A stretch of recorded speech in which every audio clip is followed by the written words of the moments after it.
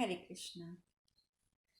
कल हमने विश्राम लिया था कि पक्षियों के सरदार गरुड़ जी को अमृत का अपहरण करने के लिए जाते हुए देखा जब इंद्रदेव ने, तो वो रोष में भर गए और उन्होंने उनके ऊपर वज्र से आघात किया।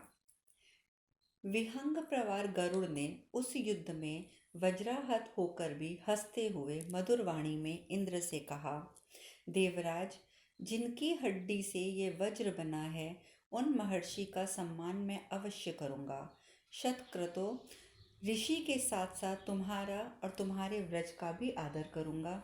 इसीलिए मैं अपनी एक पाँख, जिसका तुम कहीं अंत नहीं पा सकोगे, त्याग देता हूँ। तुम्हारे वज्र के प्रहार से मेरे शरीर में कुछ पीड़ा नहीं हुई है। ऐसा कहकर पक्षीराज ने अपना एक पंख गिरा दिया। उस गिरे हुए परम उत्तम पंख को देखकर सब प्राणियों को बड़ा हर्ष हुआ और उसी के आधार पर उन्होंने गरुड़ का नामकरण किया। वह सुंदर पांख देखकर लोगों ने कहा, जिसका ये सुवर्ण पंख है वह पक्षी सुपर्ण नाम से विख्यात होगा। गरुड़ पर व्रज कभी निष्फल हो गया है।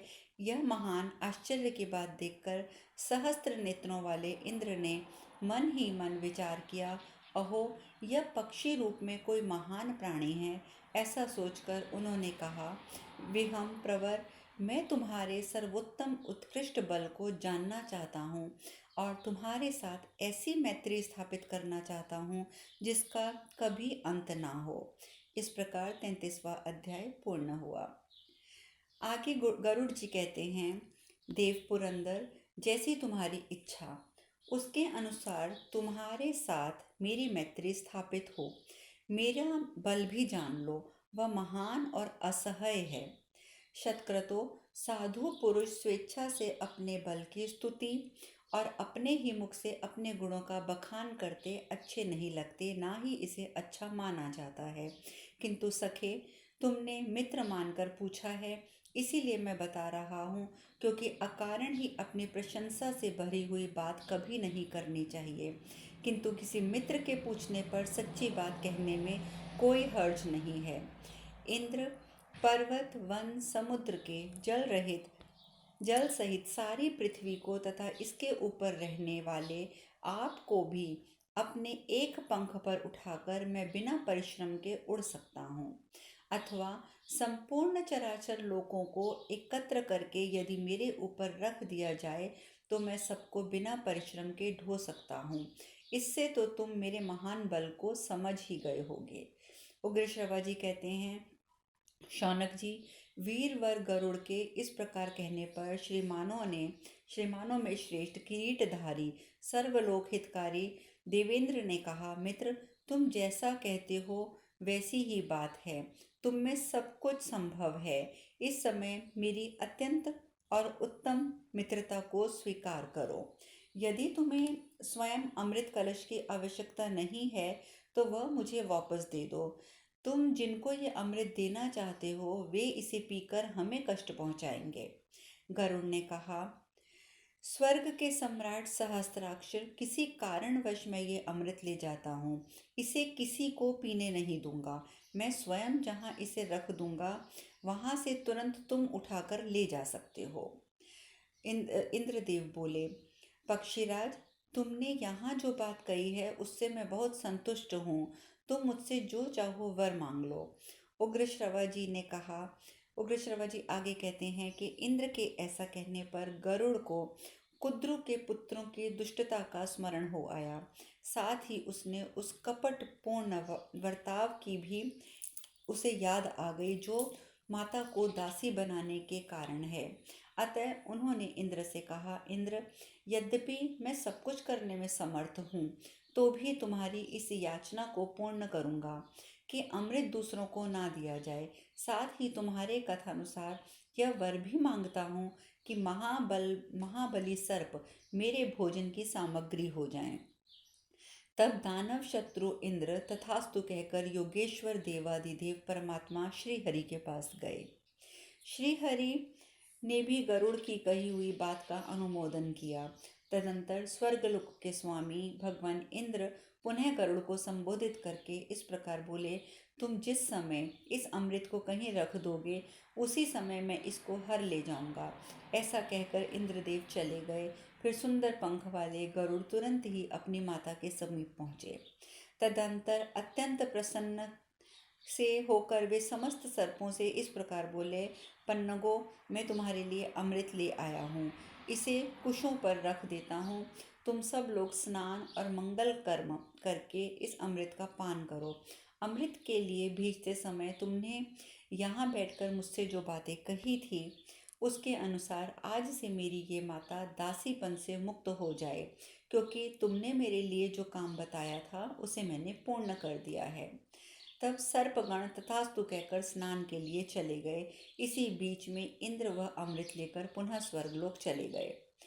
इसके अनंतर अमृत पीने की इच्छा वाले सर्प स्नान जप मंगल कार्य करके प्रसन्नता पूर्वक उस स्थान पर आए जहाँ कुश के आसन पर अमृत रखा गया था। आने पर उन्हें मालूम हुआ कि उसको कोई हर ले गया है। तब सर्पों ने ये सोचकर संतोष किया कि हमारे कपट पूर्वक पूर्ण बर्ताव का ये एक बदला ही है। फिर ये समझकर कि अमृत यहाँ रखा गया था इसलिए संभव है कि इसमें उसका कुछ अंश लगा हो, सर्पों ने उस समय कुशों को चाटना शुरू किया। ऐसा करने से सर्पों की जीव के दो भाग हो गए। तभी से पवित्र अमृत का कलश स्पर्श होने के कारण कुशों को पवित्री की संज्ञा दी गई है। इस प्रकार महात्मा गरुड़ ने देवलोक से अमृत का अपहरण किया और सर्पों के समीप तक उसे पहुंचाया। साथ ही सर्पों को द्विजीव यानी कि दो जीवों से युक्त बना दिया। उस दिन से सुंदर पंख वाले गरुड़ अत्यंत प्रसन्न हो अपनी माता के साथ रहकर वहाँ वन में इच्छा अनुसार घूमने फिरने लगे। वे सर्पों को खाते और पक्षियों से सादर सम्मानित होकर अपनी उज्जवल कीर्ति चारों ओर फैलाते हुए माँ विंता को आनंद देने लगे। जो मनुष्य इस कथा को श्रेष्ठ द्विजों की उत्तम गोष्ठी में सदा पढ़ता है अथवा सुनता है, वह पक्षी राज महात्मा गरुड़ के गुणों का गान करने से पुण्य का भागी होकर निश्चय ही स्वर्गलोक को जाता है। इस प्रकार 34वां अध्याय पूर्ण हुआ। शौनक जी ने आगे पूछा, सूत नंदन, सर्पों की माता से और विंता देवी को उनके पुत्रों से जो शाप प्राप्त हुआ था उसका कारण आपने बता दिया। कुद्रु और विंता को अपने पति कश्यप जी से जो वर मिले थे वह कुतकथा भी आपने सुनाई तथा विंता के जो दो पुत्र पक्षी रूप में प्रकट हुए थे उनके नाम भी आपने बताए, किंतु सूत पुत्र आपने सर्पों के नाम नहीं बताए हैं। यदि सबका नाम बताना संभव ना हो तो जो उनमें से मुख्य मुख्य सर्प हैं उनका नाम हम सुनना चाहते हैं। उग्र श्रवा जी ने कहा, तपोधन, सर्पों की संख्या बहुत है, अतः उन सब के नाम तो मैं नहीं कहूँगा, किंतु उनमें से जो मुख्य मुख्य सर्प हैं उनके नाम मुझसे आप सुन लीजिए। नागों में सबसे पहले शेष जी प्रकट हुए। तदंतर वासुकी, ऐरावत, तक्षक, करटोकत, धनंजय, कले, मणिनाग, आपूरण, पिंजरक, अलापत्र, वामन, नील, अनिल, कलमाश, शबल, आर्यक, उग्रक, कलशपोतक, सुखनाख्य, दधिमुखी, विमलपिंडिक, आप्त, वालिशिख, निष्ठानक, हेमगुह, निशुंग, पिंगल, ब्रह्मकर्ण, हस्तिपद, मुदक, पिंडरक, कंबल, अश्वतर, कालिक्य, वृंद, सर्वंतक, पद्मद्वितीय, शंखमुख, कुष्मांडक, शोमक, पिंडारक, करवीर, पुष्पदंष्ट, बिल्वक, बिल्वपांडुर, मूषकार, शंखशिरा, पूर्णभद्र, हरिद्रक्र, अपराजित, ज्योतिक, श्रीव्य, कौरव्य, धृतराष्ट्र, पराक्रमी, शिखपिंड, विरजा, सुबाहु, वीर्यमान, शालिपिंड, हस्तिपिंड, पिंडरक, सुमुख, कौण, पाषण, कुठर, कुंजर, प्रभाकर, कुमुद, कुमुदाक्ष, तिमितर, हल्की, महानाग, करदम, बहुमूलक, करकर, अकरकर, कुंडोकदर और महादौर। ये नाग सबसे उत्तम हुए। द्विजश्रेष्ठ, ये मुख्य मुख्य नाग मैंने यहाँ आपको बताए हैं। सर्पों की संख्या अधिक होने से उनके बहुत से नाम और भी हैं, अतः अन्य उप अप्रधान नागों के नाम यहाँ नहीं कहे गए हैं।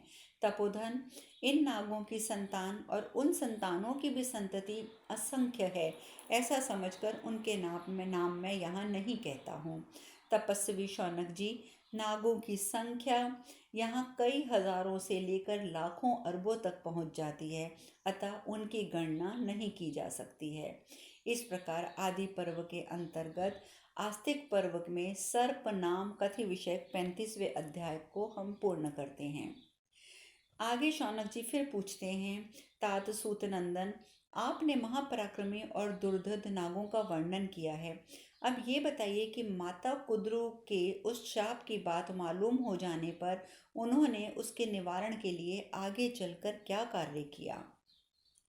उग्रश्रवा जी ने कहा, शौनक ऋषि, उन नागों ने से महायशस्वी भगवान शेष नाग ने कुद्रु का साथ छोड़कर कठोर तपस्या आरंभ कर दी। वे केवल वायु पीकर रहते और संयम पूर्वक व्रत का पालन करते थे। अपनी इंद्रियों को वश में करके सदा नियम पूर्वक रहते हुए शेष जी गंध मादन पर्वत पर जाकर बद्रिका आश्रम तीर्थ में तप करने लगे। तत्पश्चात गोकर्ण, पुष्कर, हिमालय के निकटवर्ती प्रदेश तथा भिन्न भिन्न पुण्य तीर्थों और देवालयों में जा जाकर संयम नियम के साथ उन्होंने एकांतवास किया। ब्रह्मा जी ने देखा, शेषनाग घोर तपस्या कर रहे हैं। उनके शरीर का मांस, त्वचा और नाड़ियां सूख गई हैं। वे सिर पर जटा और शरीर पर वल्कल वस्त्र धारण किए मुनिवृत्ति से रहते हैं। उनमें सच्चा धैर्य है और वे निरंतर तप में संलग्न रहते हैं। यह सब देखकर ब्रह्मा जी उनके पास आए और बोले, शेष, तुम यह क्या कर रहे हो? समस्त प्रजा का कल्याण करो। अनंग्य इस तीव्र तपस्या के द्वारा तुम संपूर्ण प्रजा वर्ग को संतप्त कर रहे हो। शेषनाग, तुम्हारे हृदय में जो कामना है वह मुझसे कहो। शेषनाग ने कहा, भगवान, मेरे सब सदोहर भाई बड़े मंद बुद्धि हैं, अतः मैं उनके साथ नहीं रहना चाहता हूँ। आप मेरी इस इच्छा का अनुमोदन करें। वे सदा परस्पर शत्रु की भांति एक दूसरे में दोष निकाला करते हैं। इससे ऊब कर मैं तपस्या में लग गया हूँ, जिससे मैं उन्हें देख ही ना सकूं। ये विंता और उसके पुत्रों का डाह करते रखते हैं, इसलिए इनकी उनकी सुख सुविधा सहन नहीं कर पाते हैं। आकाश में विचरने वाले विंता पुत्र गरुड़ भी हमारे दूसरे भाई ही हैं, किंतु ये नाग उनसे भी सदा द्वेष रखते हैं। मेरे पिता महात्मा कश्यप जी ने वरदान से गरुड़ भी बहुत ही बलवान हैं। इन सब कारणों के कारण मैंने ये निश्चय किया है कि तपस्या करके मैं इस शरीर को त्याग दूंगा, जिससे मरने के बाद किसी तरह से मुझे उन दुष्टों के साथ मेरा समागम ना हो सके। ऐसी बातें करने वाले शेषनाग से पितामह ब्रह्मा जी ने कहा, शेष, मैं तुम्हारे सब भाइयों की कुचेष्टा को जानता हूँ।